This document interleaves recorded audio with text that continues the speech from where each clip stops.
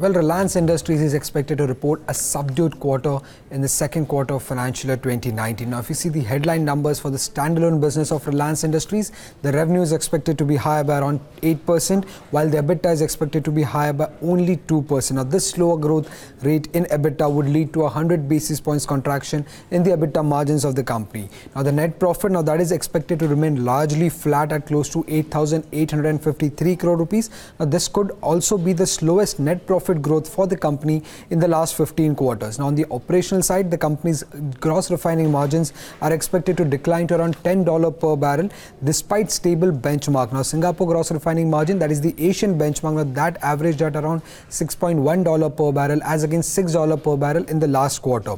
Now, lower gross refining margins coupled with lower volumes will impact the refining business of the company. Now, gross refining margins and refining volumes are expected to remain weak due to the plant shutdown during the second quarter of financial year 2019.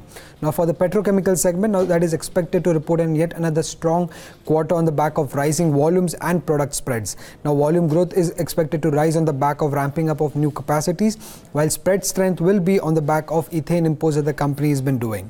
Now, rupee weakness, now that is expected to benefit the core energy business of the company, but will also result into higher interest costs for Reliance Industries in the second quarter of financial year 2019. Now, a couple of things to watch out for in the standalone business would include management commentary on the progress of the remaining core projects of the company, while any future capital expenditure plans that the company has planned.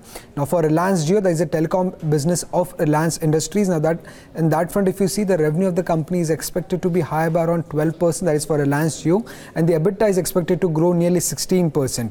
Margins, now that will expand by more than 100 basis points to close to 40%, while the net profit is expected to be higher by around 21% for Reliance Jio. Now, average revenue per user, that is expected to decline for the fourth consecutive quarter to close to 132 rupees in the second quarter of financial year 2019. Now, ARPUs are expected to decline because of the Jio phone users that are coming at lower plans, which would also lead to ARPU dilution for the company. Now, the revenue and net profit of the company is expected to rise on the back of strong subscriber additions seen by Reliance Jio in the September ended quarter.